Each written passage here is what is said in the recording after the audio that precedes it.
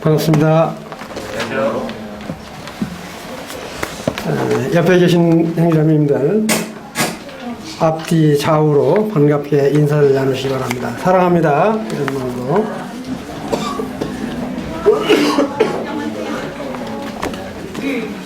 제가 오늘 이렇게 교제하고 싶은 말씀은 하나님이 부여하신 권위, 그 다음에 약속을 지키시는 하나님이라고 하는 주제를 가지고 말씀을 증거하려고 합니다.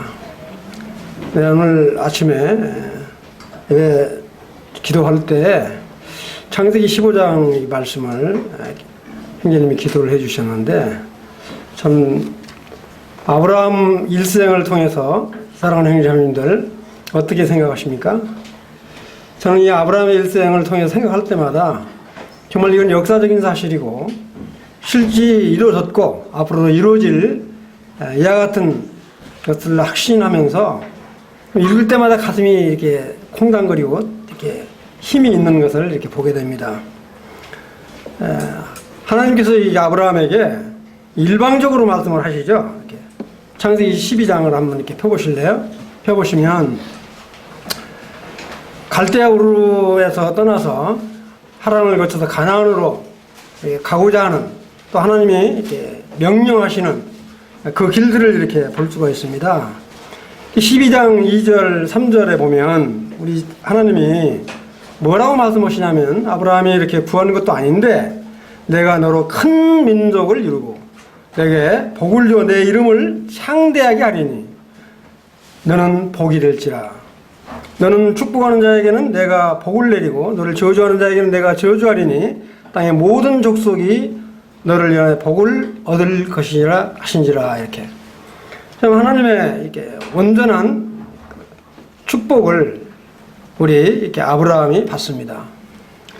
참 이걸 통해서 이렇게 제가 한번 이렇게 보여드리면, 참 아브라함의 일생이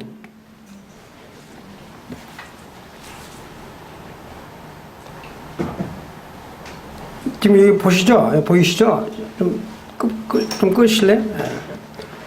제가 아브라함이 어떻게 이렇게 이동했는지 확인을 해보니까 놀랍더라고요. 갈대 우르 여기에서 이제 하나님의 그 음성을 듣고 이렇게 가나안 땅을 가고자 하는 그런 마음이 있어서 여기서부터 시작해서 하란에 계속 머물렀죠.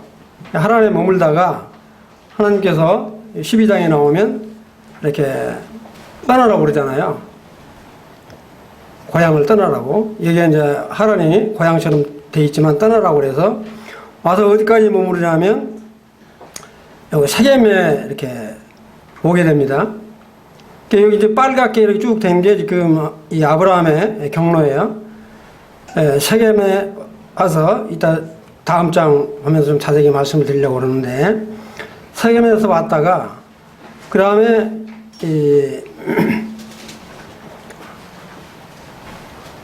잘 아시는 베델에서 헤브론에서 이제 예집도로 갔다 다시 이렇게 올라오는 경로를 이렇게 보게 될 수 있는데, 처음 아브라함의 일생을 이렇게 통해서 볼 때 그 다음 장을 보시면 여기 이제 넘어가 하란입니다. 이게 하란에서 이렇게 이제 세겜에 왔을 때 요 빨갛게 되어 있는 거는 요 밑에 요 빨갛게 되어 있는 게 지금 그 하나님이 아브라함에게 이 약속한 것.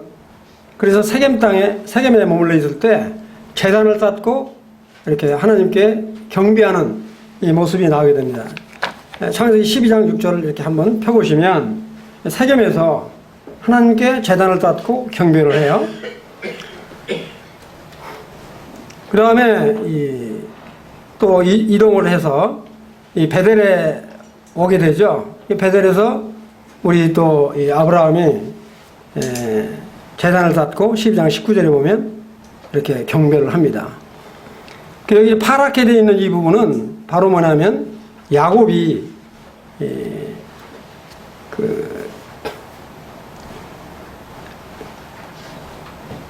형 에서한테 쫓김을 당해서 자기 외삼촌 집에서 살다가 왔을 때 숲곳에 머물잖아요.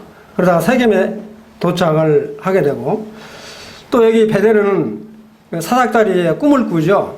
이렇게 예서에 미움을 사서 도망치다가 정말로 허허벌판에서 돌베개를 재고 잠을 잘 나갈 때 정말 아브라함이 이렇게 자녀를 낳고 하나님께 예배했던 그곳에 돌베개를 베고 이렇게 야곱이 누워있던 그곳입니다. 그래서 또 아브라함은 여기서 헤브론에 와가지고 머물죠. 여기서 자기 아내가 죽었을 때 막벨라고를 돈 주고 사잖아요.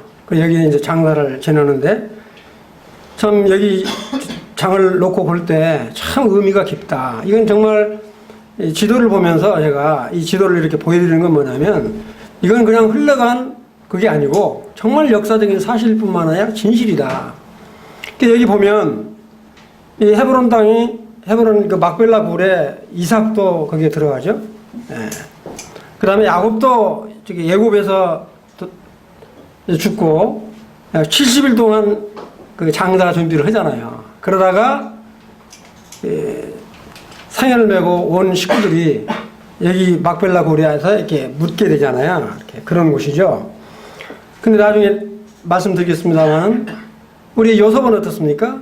요셉은 말씀대로 자기의 이 관을 그 애굽 땅에다가 묻지 않고 그냥 입감만 시킨 그 채로 그 유언의 말씀대로 와서 어디에 묻게 되냐 하면 여기 세겜에 묻게 되는 그와 같은 그 가나안 땅에 다 이렇게 묻게 되는 그런 것을 볼 수가 있습니다. 그 다음에 이제 여기 지금 밑에 이렇게 써놨는데 여기 보면 베델 밑에 브엘세바 여기서 바로 뭐냐면 이제 이 도표를 보고 그냥 말씀을 드릴게요.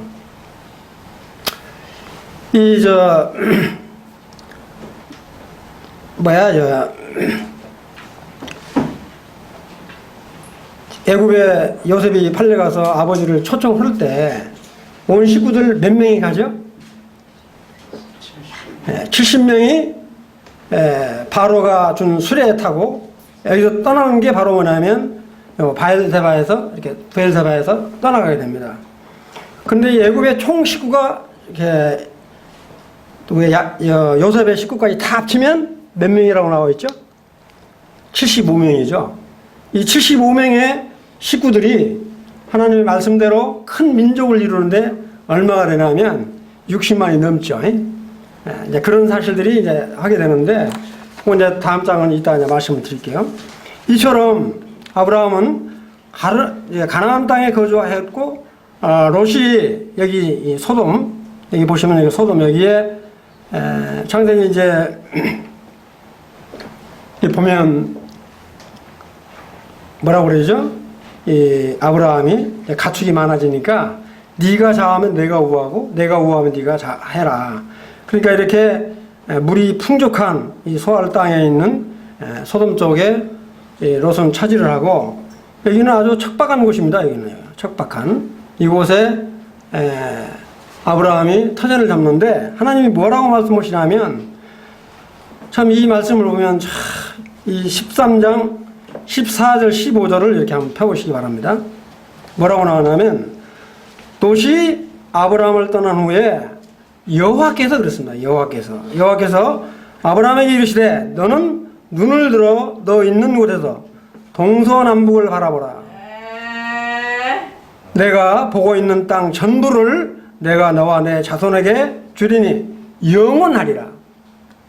내가 내 자손으로 땅에 특글 갖게 하리니 사람이 땅에 습기를 능히 셀 수 있을진데 내 자손도 세리라. 자, 아브라함이 이와 같은 하나님의 음성을 듣고 얼마나 좀 이렇게 벅찼을까요? 근데 실은 우리도 하나님에게 놀라운 성경의 말씀을 통해서 읽을 때마다 이와 같은 확신과 기쁨 가운데 거하고 계시나요? 아니면 그냥 이렇게 흘러 지나가고 계시나요? 그 다음에 18절에 보면 이에 아브라함이 장막을 옮겨 헤브론에 있는 마므레 상수 수풀에 이르러 거하며 거기서 여호와를 위하여 단을 쌓았더라. 아까 말씀드린 대로 창세기 12장 6절에 세겜 땅에다가 이렇게 제단을 쌓고 예배를 드렸고, 그 다음에 12장 8절에 보면 베델 동쪽으로 옮겨서 제단을 쌓고, 그 다음에 헤브론에 와서 또 이 제단을 쌓아서 예배를 드리는, 참 이와 같은 그 믿음의 조상, 참 놀라운 것 같아요. 이렇게 아브라함 보면. 근데 이와 같은 약속을 받고 이 창세기 15장으로 딱 가면 어떤 말씀들이 나오냐면 1절에 4절 위에 보면 이후에 여호와의 말씀이 이상 중에 아브라함에게 임하여 이르시되 아브라함아 두려워 말라 나는 너의 방패요 너의 지극히 큰 상급이니라 하시니 아브라함이 말하되 주제 여호와여 무엇을 제게 주시려 하나이까 저는 무자오니 제 상속자는 이 다메섹 엘리에셀이니이다. 그러니까 이 아브라함에겐 그때까지 자식이 없었어요. 근데 이 엘리에셀은 종이지만 너무너무 신실했기 때문에 자기 자녀로 이렇게 삼고 싶은 그럴 정도로 충성했던 이 엘리에셀을 자기 이제 자식으로 삼고 싶다고 이야기를 하니까 뭐라고 이야기를 하냐면 하나님이 너의 후사가 아니라 그 사람은 네 몸에서 날 자가 네 후사다 이렇게 이야기를 합니다. 근데 여기 보면 두려워 말라 이런 말씀이 있는데 창세기 12장 14절에 이렇게 14장을 한번 보시면 창세기 14장을 보면 이 소돔왕과 이게 싸우는 장면이 나오죠. 이게 뭐냐면 소돔왕하고 이렇게 네 왕, 다섯 왕하고 그 다음에 엘람왕 네 왕, 그렇게 연합 작성을 해서 이 롯과 소돔성에 있는 식구들 다 재물 빼뜨려 가잖아요.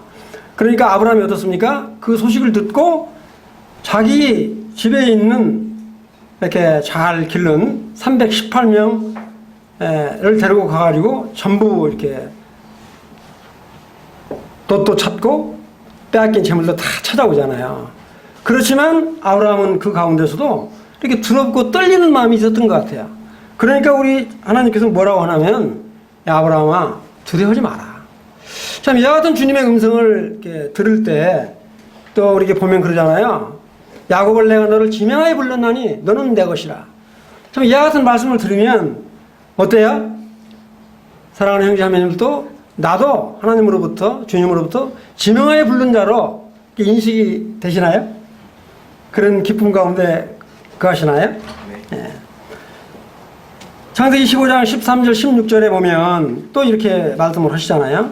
여호와께서 아브라함에게 이르시되 내가 정녕 알라 그렇게 말씀하시면서 뭐라고 하냐면 내 자손이 나무 땅에서 객이 되어 그들을 섬기겠고 그들은 400년 동안 내 자손을 괴롭게 하겠으며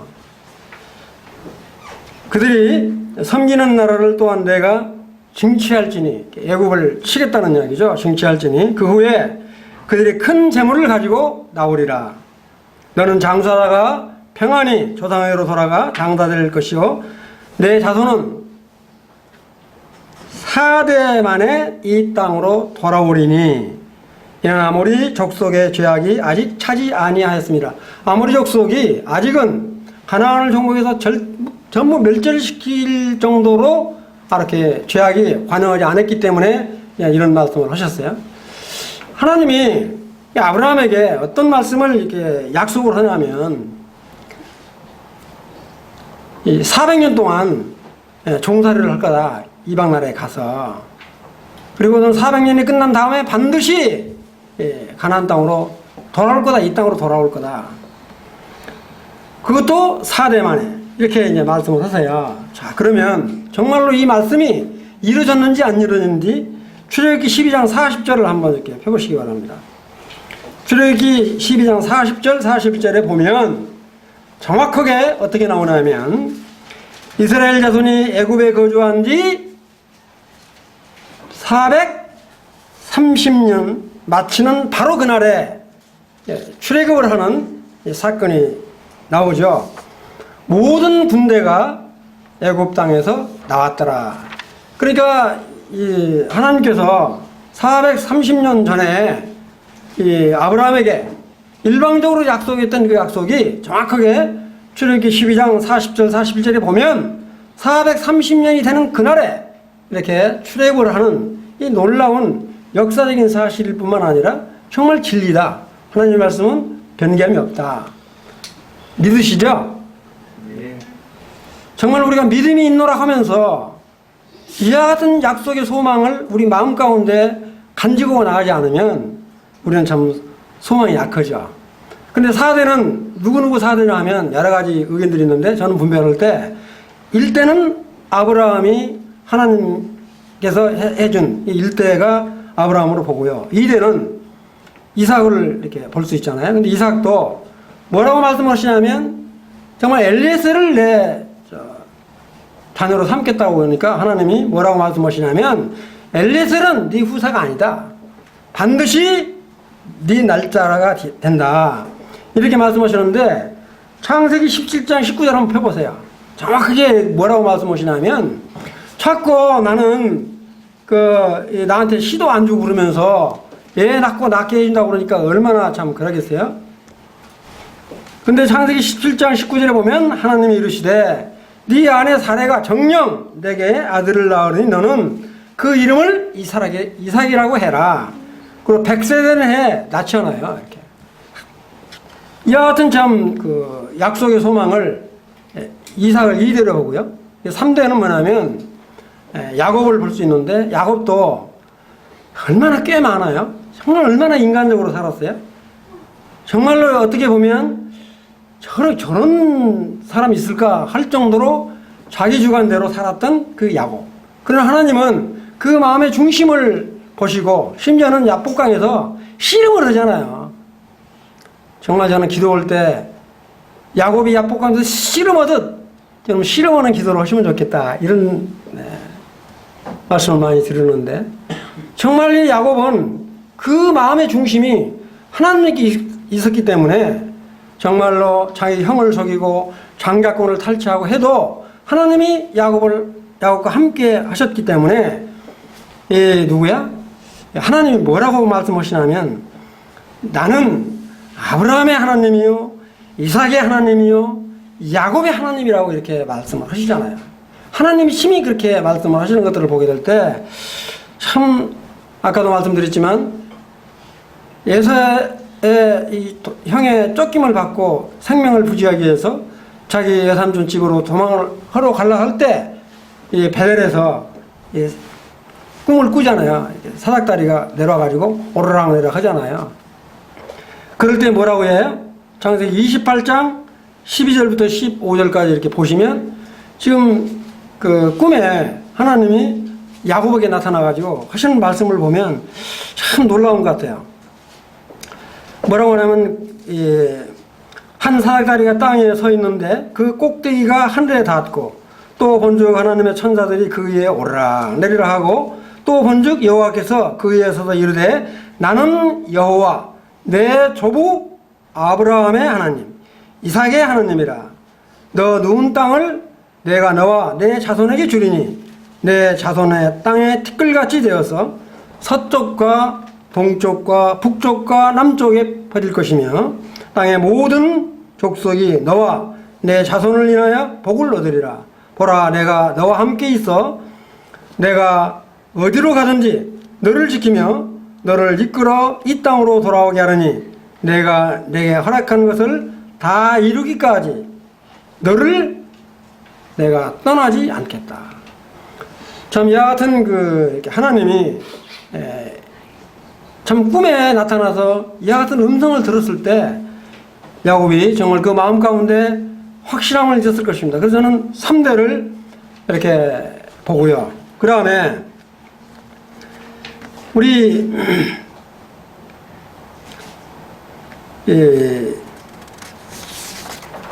4대는 이제 12 자녀 중에서 장자가 누구죠? 장자가 루벤이죠. 이렇게 루벤이 그 참 못된 짓을 했잖아요. 자기 어머니의 이렇게 첩과 이렇게 관계를 맺는 바람에 장자권을 뺏기잖아요. 근데 뭐라고 하냐면 이 역대상 5장 1절에서부터 2절을 보면 어떤 말씀이 나오냐면 이렇게 말씀이 나와요. 역대상 5장 1절부터 1, 2절을 이렇게 한번 펴보시면 이스라엘 장자 루벤의 아들들은 이러하니라. 루벤은 장자라도 그 아비의 침상을 더럽혔으므로 장자의 명분이 이스라엘 아들 요셉의 자손에게로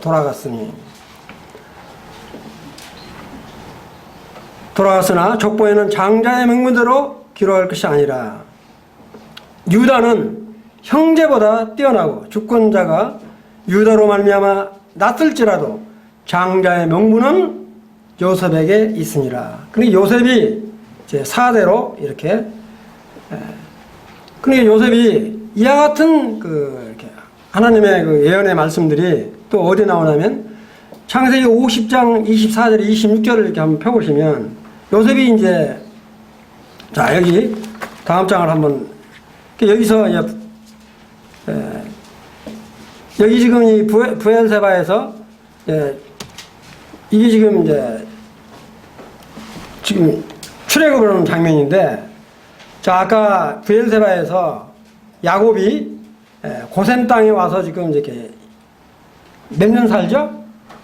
430년 동안 여기 살아요. 여기서 430년 동안 살고 결국에는 뭐냐면 이제 바로 그 태어난 사람의 아주 협박과 이런 것도 있었지만 하나님의 섭리로 결국에는 여기서 이제 탈출을 하게 되죠. 고센 땅에서. 이 고센 땅에서 탈출을 할 때 창세기 이제 50장 지금 펴보려고 하는 데가 50장 24절 26절에 보면 뭐라고 말하냐면 이렇게 말을 해요. 자 한번 보시면 요셉이 그 형제들이 이르되 나는 주구나 여기서 주구나 하나님이 반드시 너희를 찾아와서 너희를 이 땅에서 인도하여 내사 아브라함과 이삭과 야곱에게 명시하신 땅으로 이르게 하시리라 하고 요셉이 또 이스라엘 자손에게 맹세시켜 하나님이 반드시 너희를 찾아오시리니 너희는 여기서 내 뼈를 뭐라고요? 메고 올라가겠다 하라 하였더라. 이에 요셉이 110세의 죽음에 그들이 그의 몸을 향으로 처리하고 그를 애굽에서 어떻게 해요? 매장을 하지 않고 관에다가 입감을 시킨 거예요. 그래서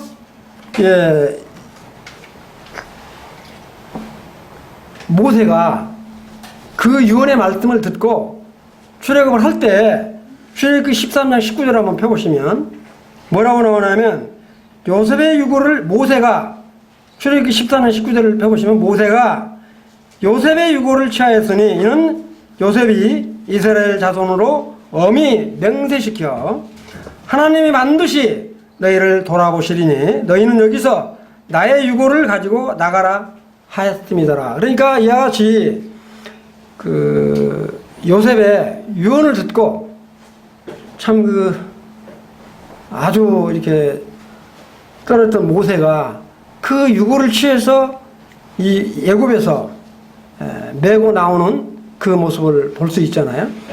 근데 이 여호수아 24장 32절 한번 딱 펴보시면 여호수아가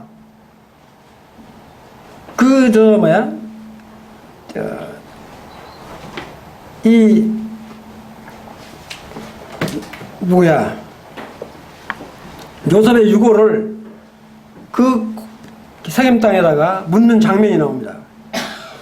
여호수아 24장 32절에 한번 보시면 이스라엘 자손이 애굽에서 가지고 온 요셉의 뼈를 세겜에 장사하였으니 이것은 야곱이 세겜의 아비 하모르 자손에게서 은 100개를 주고 산 땅이라. 그것이 요셉의 자손의 기업이 되었더라. 이처럼 아브라함과 이삭과 야곱과 요셉 4대가 전부 자기의 유고를 이렇게 가나안 땅에 묻는 참 이것이 바로 아브라함의 약속했던 400년 만에 그 다음에 4대 때 돌아오리라고 하는 이 약속의 언약을 하나님이 이행을 하신 것이다. 저는 그렇게 이렇게 봅니다. 근데 이제 아까 말씀드린 대로 사도행전 7장 14절에 보면 그 요셉의 총 식구들이 75명으로 나와요. 한번 펴보시면 그 75명이 출애굽할 때 인구조사를 다 민수기 이제 1장에 넘어가면 다 조사를 했더니 몇 명이나 하면 60만 3,550명이 나온다고요. 이 다음 장을 한번 보시면 요거는 이 장을 보면요. 지금 여기 시내산의 여기로 나와 있잖아요. 시내산의 여기로 나와 있는데 혹시 그 유튜브에 한번 확인해 보세요. 저기 그 김승학 떨기나무 이렇게 치면 그 시내산에 관련된 간증을 하는데 그분이 사우디 그 왕의 주치의를 했대요. 그분 그 간증을 이렇게 한번 참고를 하시면 좋을 것 같은 생각이 들어요. 근데 우리 지도에 보면 여기 시내산이 여기로 되어 있는데 실제 이 시내산이 어디냐면 여기가 그 다음 장에 보면 이 어디로 출애굽이 됐냐면 이렇게 해서 여기가 시내산인 것으로 지금 이렇게 과학자들, 이렇게 성경학자들이 보고 있어요. 여기에 지금 시내산이 있다고 여기에는 전혀 어떤 유물이 발견되지 않는답니다. 이렇게 전혀 그런 유물이 없이 되는데 여기는 그런 유물들이 징조가 많이 나타난다고 그래요. 여기가 돼 있는데 제가 지금 말씀드리려고 하는 거는 뭐 시내산이 여기 있다 저기 있다 그게 중요한 게 아니라 정말 이와 같이 이스라엘 사람들이 출애굽을 하고 이제 여기 시내산이 여기서 나오는데 시내산에서 얼마 동안 머무르죠? 딱 1년 2개월 1일 날 인구조사를 시키죠. 인구조사를 시켜서 아까 말씀드린 대로 몇 명이나 하면 60만 3,550명. 이것도 20세 이상 인구만 그렇다고요. 근데 이 60만 3,550명도 누구죠? 레위 지파는 뺐어요. 레위 지파 인구는 1개월 이상 인구만 다 셌더니 몇 명이나 하면 2만 2천 명이 돼요. 이것까지 다 합치면 제가 한 3식구씩만 쳐도 한 150만 정도 되겠더라고요. 근데 이와 같은 사람들이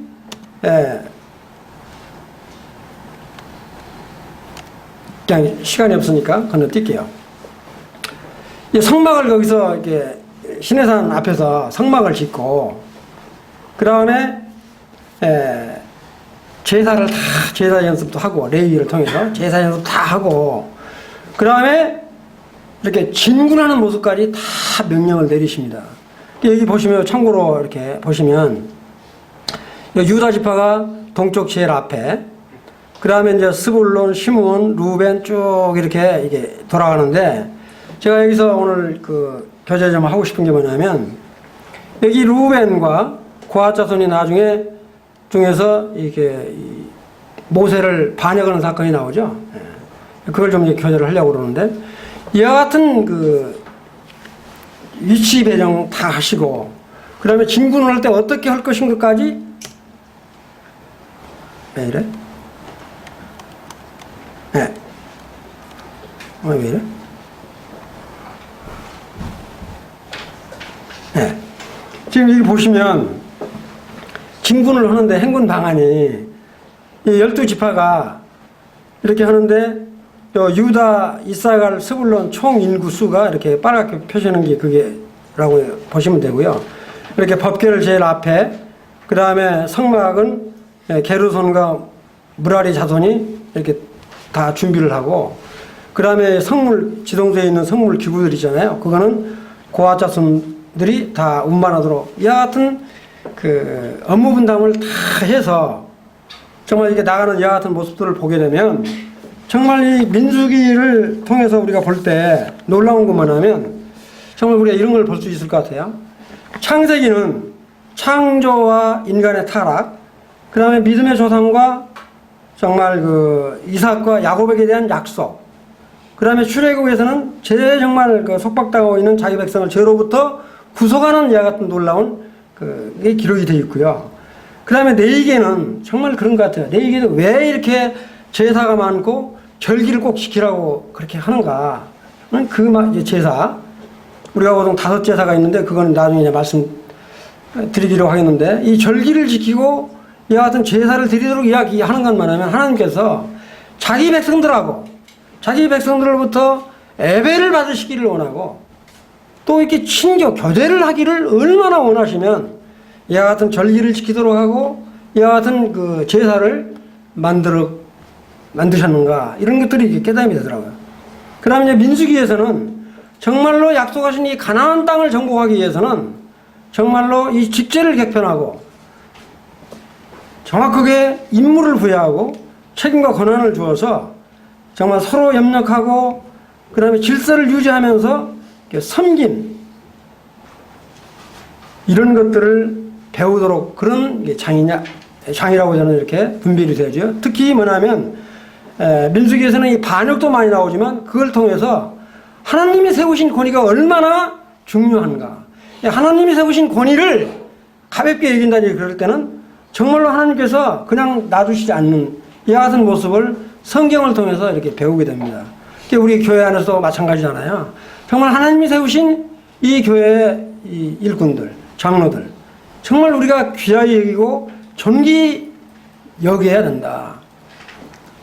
이 구약에도 보면 이처럼 하나님이 세우신 권위를, 이제 나중에 말씀드리겠지만 모세를 대적한 그 미리암과 이 아론도 하나님이 진노를 하잖아요. 구수 여자를 취했다고 해서 어떻게 해요? 미리암이 선동을 해가지고 아브라함을 아주 우습게 여기죠. 이렇게. 그건 뭐냐면 권위에 도전하는 거란 말이에요. 하나님이 그거를 묵과하지 않으시고 이렇게 징계를 하시잖아요. 결국에는 뭐냐면 미리암이 문둥병에 걸리고 모세가 속으로 그냥 속 시원하다 이렇게 하지 않고 성경에 보면 울부짖어 기도한다고 나와 있어요. 울부짖어서 자기 누나 울부짖어서 기도하니까 하나님께서 그 기도를 들으시고 용서해 주되 어떻게 해요? 7일 동안 영 밖으로 쫓아내서 거기서 이렇게 아주 회개하도록, 정말 진심으로 회개하도록 만드시고 회개를 통해서 이렇게 치유를 하시는 이런 놀라운 역사를 보게 됩니다. 이런 걸 통해서 볼 때 정말로 민수기 1장을 한번 펴보실래요?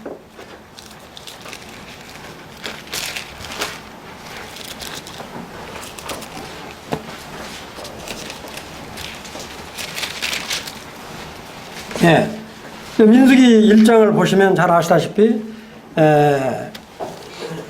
인구 조사를 다 실시하고 넘어갈 때 1장은 아까도 말씀드렸지만 1년 지나고 2월 1일 날 계수를 해서 이제 다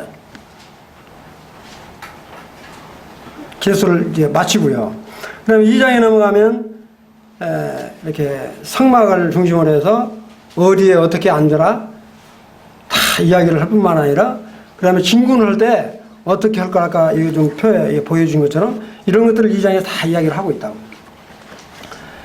그 다음에 이제 3장으로 넘어가면 그 레위 지파의 책임과 권한을 다 부여를 해서, 아까도 말씀드렸지만 이제 성막을 짊어지고 갈 사람 게르손과 무라리 자손, 그 다음에 성물 기구를 운반할 사람은 고아 자손, 그 다음에 아론의 지파는 뭘 하도록 돼 있죠?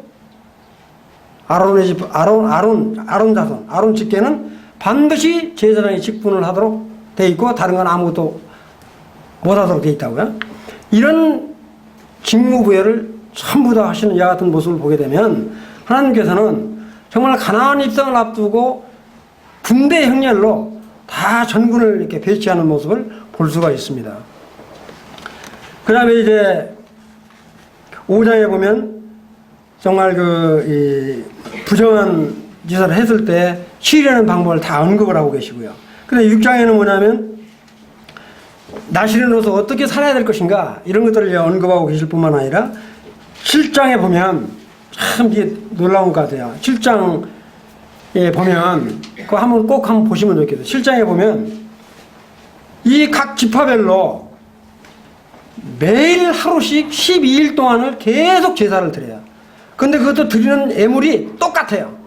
근데 하나님께서 그걸 굉장히 기뻐 받으신다. 이게 뭐냐면 지파별로 차별 없이 하나님께 드리는 이 예배를 굉장히 기뻐 받으시는 그 같은 모습을 보게 될 때 참 하나님은 편견이 없으시고 그러시구나 이런 것들을 민수기 7장에 보면 좀 길지만 한번 꼭 보시기 바랍니다.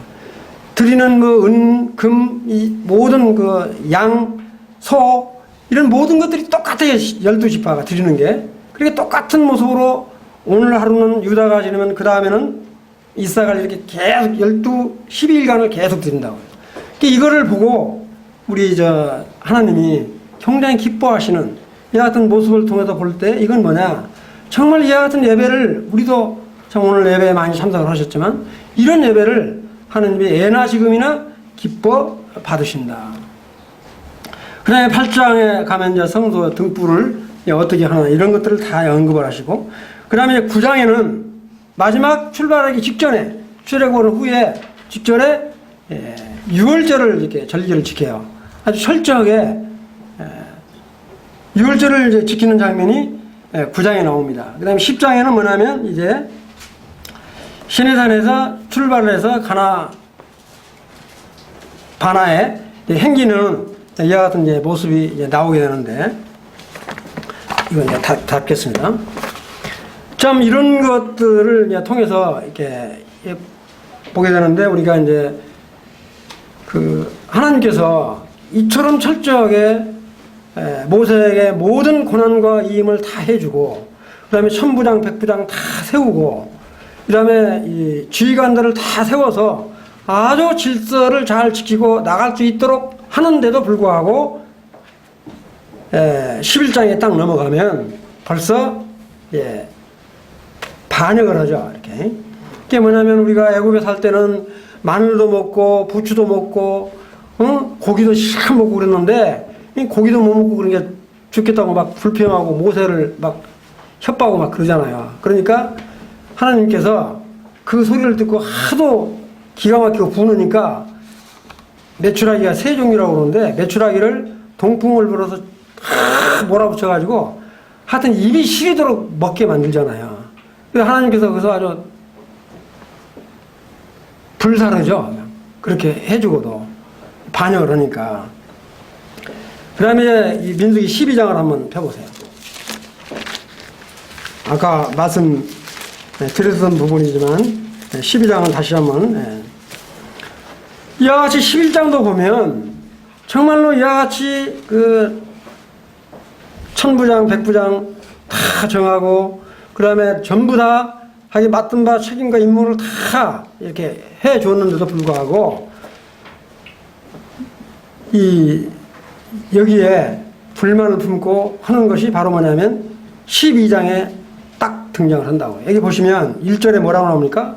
모세가 구수여자를 취하였더니 그 구수여자를 취하였으므로 미리암과 아론이 모세를 비방하니라. 이렇게 지금 나와 있는데 이렇게 분별을 하죠. 지금 모세가 십보라 자기 아내가 죽으니까 아마 그 행군을 했던 구수여자도 있었던 것 같아요. 출애굽할 때. 그 구수여자를 이렇게 취해서 이렇게 어떻게 그 이방 여인을 취할 수 있냐. 이것까지 시비를 건 거야. 중요한 건 뭐냐면 이 시비가 그럴듯하게 보이지만 바로 이 모세에게 향하는 그 모든 그 권위들 이런 거를 인정을 못 한 거예요. 미리암이. 아론도 그렇고. 그게 문제가 있는 겁니다. 이렇게. 그래서 사실 하나님께서 이걸 보시면 뭐냐면 이 가나안족 속에 있는 이방인과 결혼하지 말라고 그랬지 가나안을 벗어난 어떤 이방인과 결혼하지 말라 이렇게는 안 나와 있다고요. 이게 구수여자하고 이렇게 모세가 결혼했다고 해서 이 잘못된 건 아닌데 이 미리암이 이걸 이렇게 이야기를 하는데 이건 바로 뭐냐면 권위에 도전하기 때문에 하나님께서 이 모세의 권위에 도전하는 것은 바로 누구한테 도전하는 겁니까? 하나님께 도전하는 거로 여기는 겁니다. 그래서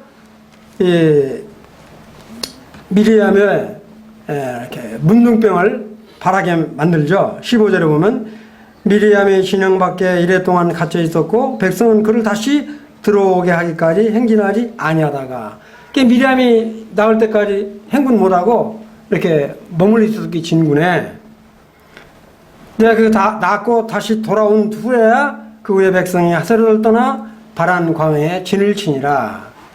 이제 시간이 없으니까 넘겨서 몇 장을 보시냐면 16장을 한번 건너뛰어 보세요. 16장을 보시면 여기 좀 놀라운 또 이게 장면이 나오게 되는데, 여기 보면 레이지파 그 고아세 손자 고라가 나오고요. 고라. 그러니까 이 레이지파의 고라가 나오고, 레이지파 고라는 이런 것 같아요. 이게 당을 져서 이렇게 역정시킨 게 뭐냐면, 이 레이지파는 뭔만 하도록 돼 있어요. 레이지파 중에서도 이 아론의 직계는 제사장을 이렇게 역할을 하도록 돼 있다고요. 아론이 대제사장을 하고 있으니까. 어떻게 아론 레이지파인데 왜 너만 대제사장 하려고 그러냐? 이 지금 고아시 하는 건 그거예요. 나도 대제사장 하고 싶다 이거죠. 그런데 이 루벤 지파가 누가 나오냐면 다단과 아비람과 온이 당을 짓다고 그랬잖아요. 이 루벤은 아까도 말했지만 장자예요, 장자. 장자인데 모든 군대 이렇게 그 정치 권한이라든가 통제 권한을 모세가 다 갖고 있으니까 왜 그런 권한을 모세만 갖냐? 장자의 직분인 루벤 자기도 가져야 되겠다 이거죠. 그러니까 아까 그 루벤하고 고아라고 바로 이렇게 좀 가깝게 있잖아요. 근데 이 작당을 해가지고 모세에게 반역을 일으키죠. 그러니까 이건 이제 분을 모르는 거야. 정말로 이 하나님께서 레이지파는 아론의 자손 측에는 제사장, 대제사장을 하도록 돼 있으면 그 일만 잘했으면 되고, 나머지는 아까도 말씀드렸지만 성막을 옮기는 일, 그 다음에 성물 기구를 옮기는 일, 또 제사 돕는 그런 모든 일들을 다 직무 부여를 다 하도록 돼 있다고요. 근데 이와 같이 하도록 돼 있는데 그것을 어기고, 여기 고라라고 하는 사람은 나도 레이지파니까 대제사장 하고 싶다 이거죠. 그 다음에 루벤은 뭐 어떤 겁니까? 아이 장자인 난데 왜 모세 혼자 다 주의하고 이렇게 하냐? 나도 주의관 노릇 하고 싶다. 이런 게 두 지파가 짝짝꿍을 해가지고 똑똑하고 잘난 사람 250명을 추리죠. 이 사람들이 모세에게 항거를 한다고요. 이렇게. 그러니까 모세가 이거 보면 참 우리 이렇게 이것 좀 배웁시다. 4절에 보면 이렇게 불평하는 걸 보고 모세가 엎드렸다가 그랬어요. 엎드는 거 뭐야? 기도하는 거야. 간절히 정말로 간절히 기도하는 겁니다. 이렇게. 그러니까 이 음성을 하나님이 들으시고 이들에게 아주 진노하시죠. 그리고 뭐냐면, 자 넘겨서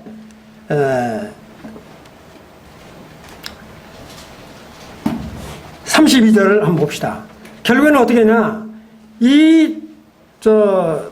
자손들을 갖다가 32절에 땅이 그 입을 열어 그들과 그들의 집과 고라에게 속한 모든 사람과 그들의 재물을 삼킴해 그들과 그의 모든 재물이 산채로 수월에 빠지며 땅이 그 위에 덮이니 그들이 해전 가운데서 망하니라. 34절에 그 주위에 있는 온 이스라엘이 그들의 부르짖음을 듣고 도망하며 이르되 땅이 우리도 삼킬까 두렵다 하였고, 이와 같은 걸 보게 되면 우리가 뭘 알 수 있습니까? 정말 하나님께서 맡기신 그 직분대로 충실하게 이행을 했다면 그렇게 않을 텐데, 자기들이 자기의 분수를 모르고 날뛰다가 이런 이렇게 정말로 이 하나님께서 모세에게 준 그 권위를 이 지금 원과 이게 그 고라와 이런 사람들이 당을 지어가지고 되져가는 이것을 하나님은 묵과하지 않고 이렇게 멸절시킬 뿐만 아니라 또 이렇게 멸절시켰으면 아이고 하나님 잘못했습니다 하고 엎드렸으면 얼마나 좋겠어요? 근데 그렇지 않고 이 사람들이 모세 네가 다 죽였다고 그래 또 한 거죠. 그게 어디 나오냐면 그 41절 쭉 보면 나와요. 한 걸 해요.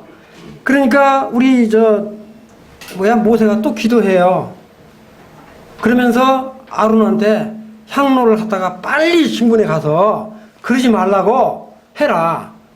그러니까 뭐가 되겠습니까? 세상에 엄마하고 시비하고 고라자손이 이렇게 죽었다고 모세한테 하는 이 사람들한테 뭐라고 이야기를 합니까? 연병이 걸리게 해서 14만 4천 명이 14,700명이 죽음을 당하는 이런 참 놀라운 사실들을 보게 될 때 정말 하나님의 권위 이게 얼마나 귀하고 아름다운 것인가. 하나님이 세우신 이 권위에 대해서 도전하면 하나님은 그냥 묵과하지 않으신다.